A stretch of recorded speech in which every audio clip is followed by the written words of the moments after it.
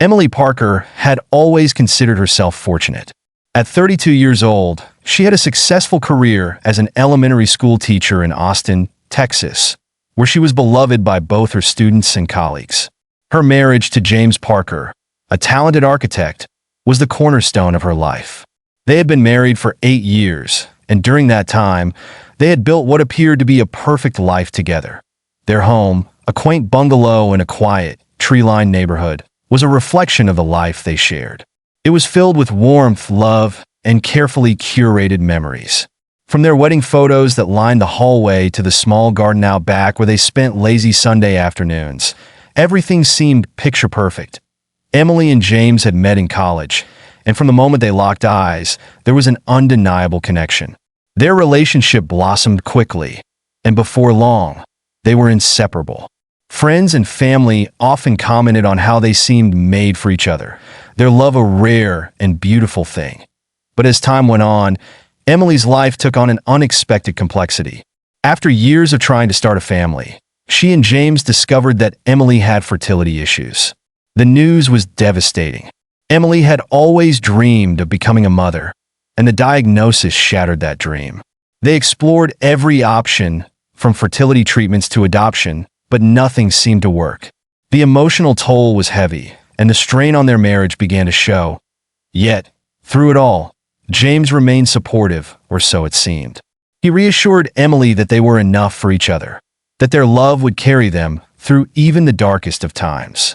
Emily clung to those words, finding solace in the belief that they would get through this together. James's mother, Mrs. Margaret Parker, was a significant presence in their lives.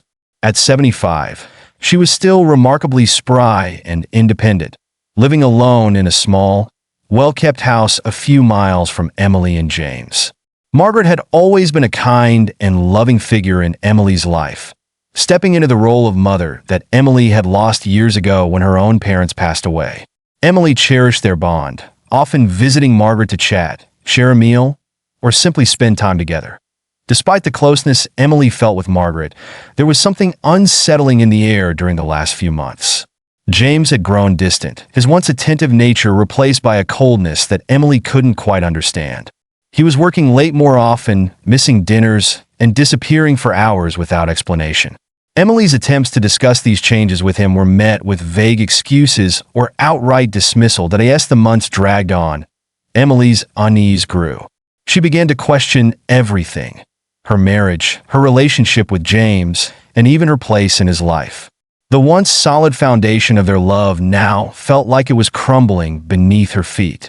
Little did she know, the truth was far more disturbing than she could have ever imagined. Chapter 2. The discovery was a crisp fall afternoon when Emily decided to confront her fears. She had spent the morning cleaning the house, hoping to distract herself from the growing tension between her and James. But as she folded laundry in their bedroom, she noticed something unusual. James's phone, which he rarely left unattended, was sitting on the dresser, unlocked. Emily hesitated for a moment, her heart pounding in her chest. She knew that going through his phone would be a breach of trust, but the nagging suspicion that something was terribly wrong was too strong to ignore. Taking a deep breath, she picked up the phone and began to scroll through his messages. At first, there was nothing out of the ordinary. Work emails, texts from friends, reminders. But then, she came across a series of messages that made her blood run cold. They were from Margaret, James's mother. The tone of the messages was far from maternal. They were intimate, flirtatious, even romantic. Emily's hands shook as she read through them, each word a dagger to her heart. The messages spoke of secret meetings, shared moments of affection, and a closeness that went far beyond the bounds of a normal mother-son relationship. Emily felt sick to her stomach as the realization dawned on her. James was having an affair with his own mother. Emily dropped the phone, her mind racing. How could this be happening? The man she had loved and trusted for so long, the man who had promised to stand by her side through everything, had betrayed her in the most unimaginable way. And Margaret, the woman she had come to see as a mother figure, was just as guilty. Overcome with shock and disbelief, Emily sank to the floor, tears streaming down her face. The life she had known, the love she had cherished, was a lie. The weight of the betrayal was crushing, and Emily felt as though she couldn't breathe. For hours, she sat there, replaying the messages in her mind, trying to make sense of the incomprehensible. But no matter how hard she tried, she couldn't escape the reality of what she had discovered. Her marriage was over, her trust shattered, and the people she loved most in the world had become strangers. Chapter 3. Confrontation and despair in the days that followed. Emily struggled to come to terms with the truth. She couldn't bring herself to confront James. The thought of facing him and hearing his lies too much to bear. Instead, she withdrew into herself, avoiding him as much as possible, barely speaking, barely eating. James, for his part, seemed oblivious to the change in Emily. He continued with his life as if nothing had happened, unaware that his wife had discovered his darkest secret. But Emily knew she couldn't keep silent forever. The betrayal was eating away at her, and she knew that if she didn't confront it, it would destroy her. One evening, after days of silence, Emily finally gathered the courage to confront James. She waited until he came home from work, watching as he casually hung up his coat and made his way to the kitchen. The sight of him, so calm and composed, made her blood boil. "James, we need to talk," Emily said, her voice trembling with barely contained anger. James looked up, surprised by her tone. "What is it, Emily?" "I know," she said, her voice breaking. "I know about you and your mother." James's face drained of color, his eyes widening in shock. "Emily, I can explain." "Explain?" Emily's voice rose, her anger spilling over. "How do you explain something like this? How do you explain betraying me, betraying our marriage, with your own mother?" James stumbled over his words, his usual composure shattered. "It wasn't supposed to happen, Emily. I didn't mean for it to happen." "Didn't mean for it to happen?" Emily repeated, her voice thick with disbelief. "You didn't mean to have an affair with your own mother? How do you even begin to justify something like that?" James was silent, his eyes downcast. Emily could see the guilt written all over his face, but it only fueled her anger. "I trusted you, James," she continued, her voice breaking. "I loved you, and you threw it all away for this? For something so sick and twisted?" James finally looked up, his eyes filled with regret. "Emily, I'm sorry. I never wanted to hurt you. But you did," Emily said, tears streaming down her face. "You hurt me in the worst possible way. How am I supposed to move on from this? How am I supposed to live with the knowledge that the man I loved is capable of something so horrible?" James had no answer. The silence between them was heavy, filled with all the things that had been left unsaid, all the pain that could never be healed. Finally, Emily couldn't take it anymore. She turned and fled from the room, leaving James standing there, alone with his guilt. Chapter 4. A descent into darkness. The days that followed were a blur for Emily. She couldn't eat, couldn't sleep, couldn't think of anything but the betrayal that had shattered her life. She stopped going to work, stopped answering calls from friends, stopped caring about anything. The world around her seemed to fade away, leaving her alone in a void of despair. James tried to reach out to her, tried to apologize, but Emily refused to see him. She couldn't bear to look at him, couldn't bear the sight of the man who had destroyed her. She felt like she was losing her mind, her thoughts consumed by the horror of what had happened. She began to have nightmares, vivid dreams of James and Margaret together, their betrayal playing out over and over again in her mind. She would wake up in a cold sweat, her heart racing, unable to escape the torment that plagued her even in her sleep. As the days turned into weeks, Emily's despair turned into something darker. She became obsessed with the thought of revenge, her mind consumed with thoughts of how she could make James and Margaret pay for what they had done. The more she thought about it, the more she realized that she could never move on until she had confronted them, made them feel the pain they had caused her. But even as she plotted her revenge, another thought began to creep into her mind, a thought that terrified her even more than the betrayal itself. What if James and Margaret weren't the only ones to blame? What if she had somehow driven them to this? What if she had failed as a wife, failed to give James the love and support he needed, and that failure had pushed him into his mother's arms? The thought made Emily's blood run cold. She had always prided herself on being a good wife, a loving partner. But now, she couldn't help but wonder if she had somehow brought this upon herself. The guilt and self-doubt ate away at her, twisting her thoughts until she no longer knew what was real. She began to question everything: her marriage, her relationship with James, her own worth as a person. The once solid foundation of her life now felt like it was crumbling beneath her feet. And in the darkness of her despair, Emily made a decision. She would confront Margaret. She would make her understand the pain she had caused. And then, she would make sure that neither James nor Margaret would ever be able to hurt anyone else again. In the opulent heart of Manhattan, where towering skyscrapers kissed the heavens and the streets buzzed with the constant hum of life, there lived an extraordinary woman. Evelyn Kensington, at the age of 75, was not just any elderly lady, she was a force to be reckoned with. Born into a world of privilege, she had inherited her immense fortune from her late husband, Richard Kensington, an industrial magnate who had dominated the steel industry for decades. Richard had died tragically in a plane crash when Evelyn was 50, leaving her as the sole custodian of the Kensington legacy. For over 2 decades, Evelyn had maintained her status as one of New York's most influential figures. Her wealth was vast, her power undeniable. She owned properties across the globe, controlled numerous charitable foundations, and was a regular fixture at high society events. Despite her age, Evelyn remained strikingly beautiful, with silver hair that framed her sharp features and piercing blue eyes that seemed to see through everyone and everything. Yet, for all her wealth and influence, Evelyn was a profoundly lonely woman.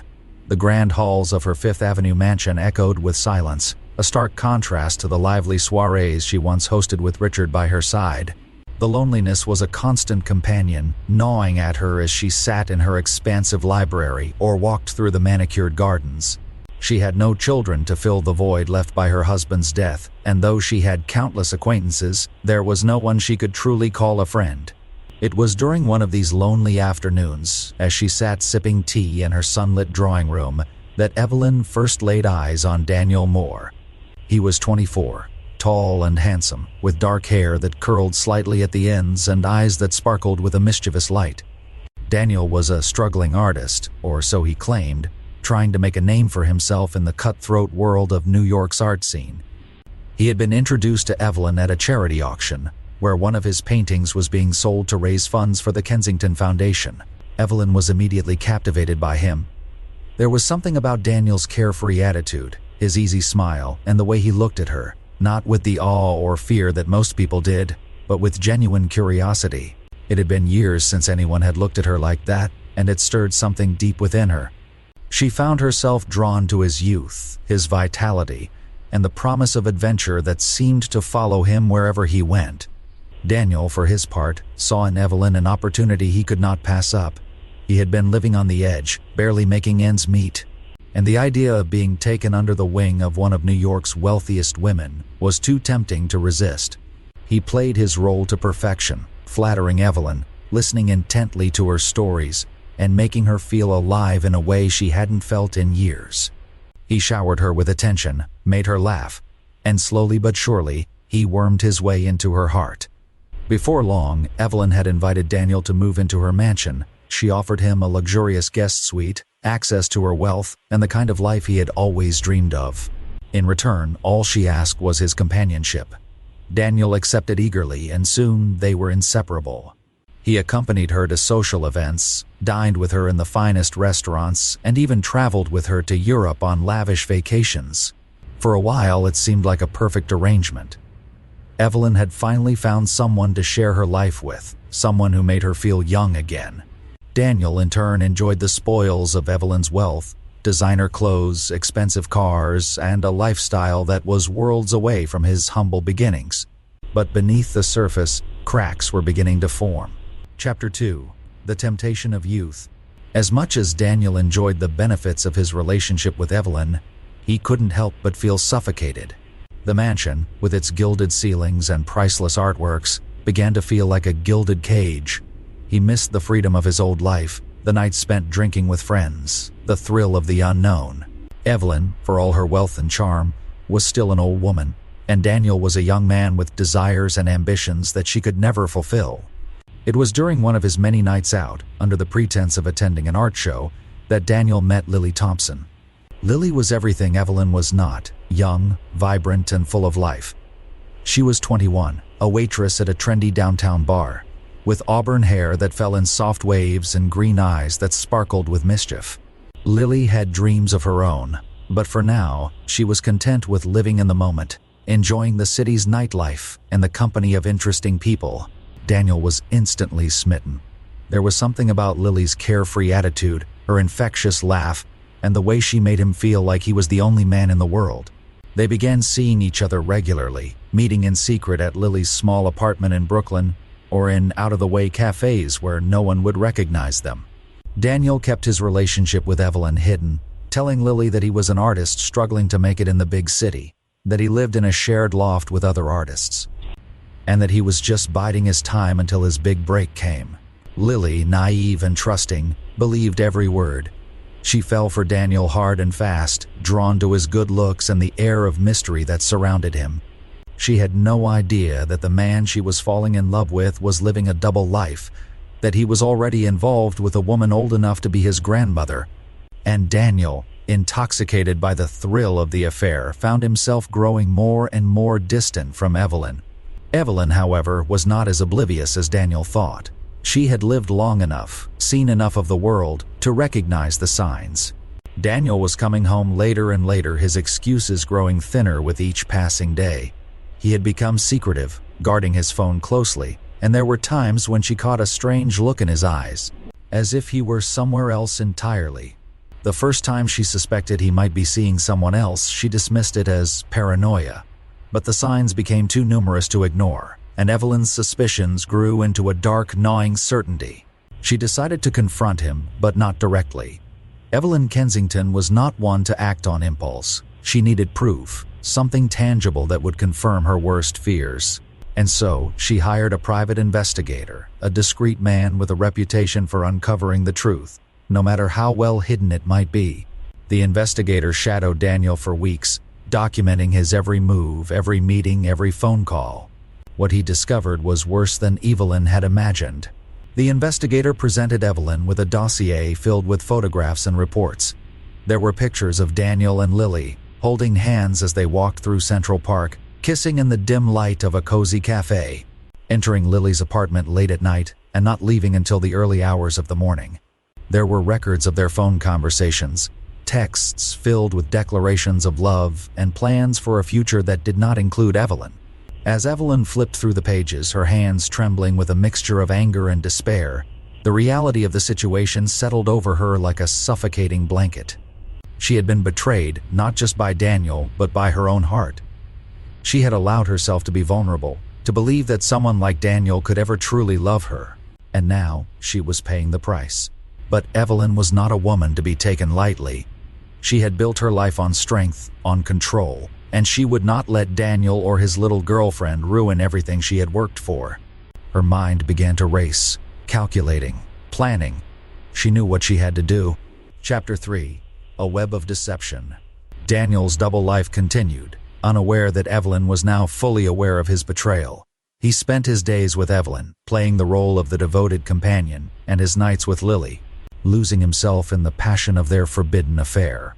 But as the days turned into weeks and the weeks into months, Daniel began to notice a change in Evelyn.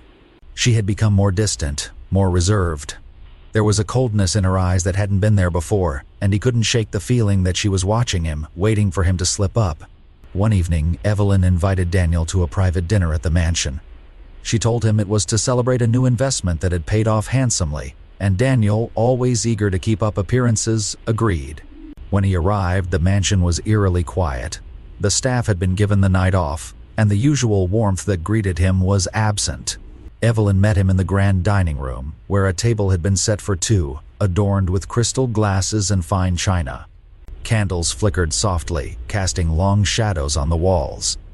Evelyn, dressed in a flowing black gown, looked every bit the queen of her domain.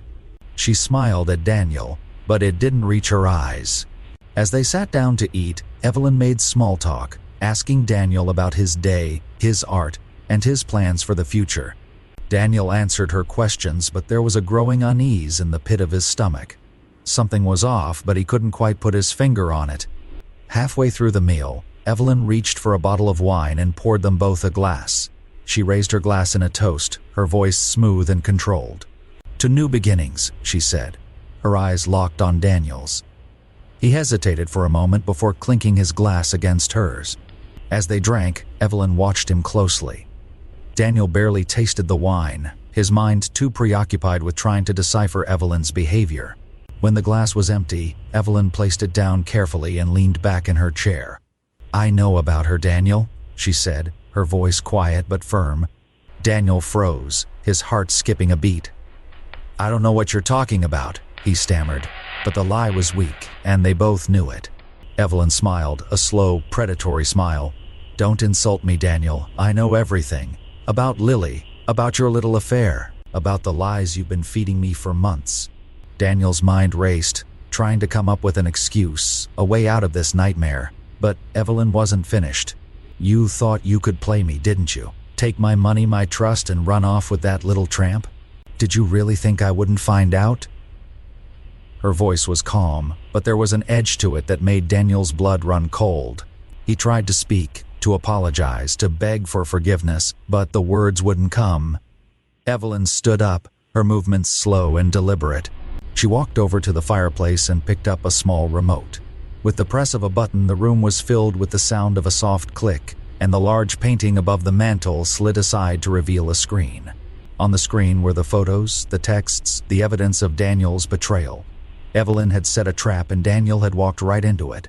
He watched in horror as his secret life was laid bare before him, the images flashing by like a slow-motion car crash.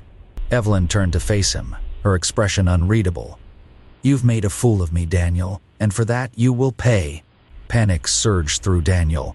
He stood up, backing away from the table, but Evelyn was faster. She pressed another button and the doors to the dining room locked with a loud click. There was no escape. "You're not going anywhere, Daniel," she said, her voice cold as ice. "You belong to me, and if I can't have you, no one can." Daniel's world spun as he realized the full extent of Evelyn's wrath. He had underestimated her, and now he was trapped in a nightmare of his own making.